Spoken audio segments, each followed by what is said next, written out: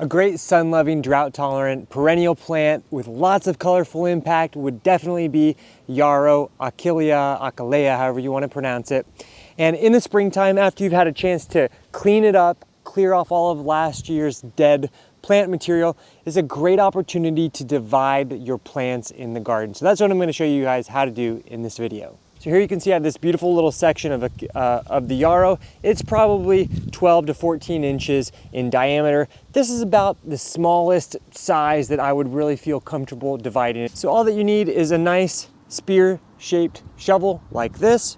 And I'll take my shovel right through the middle, just pierce it down through the plant.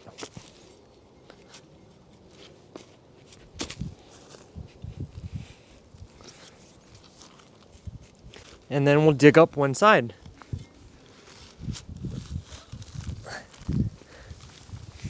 Now the only two requirements for a successful division is that number one, you have top foliage like this, and number two, that you have roots. Without roots or without top foliage, your division will not be successful.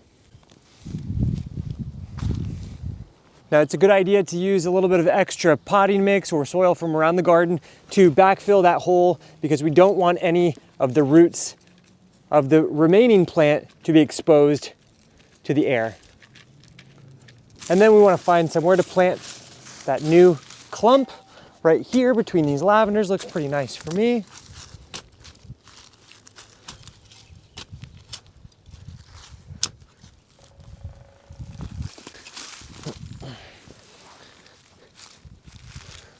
And just get it planted, ensuring that the soil line is even with what it was before.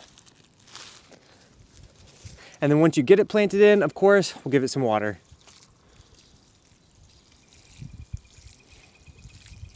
And that original plant that we divided from will absolutely regrow, filling that little gap back in.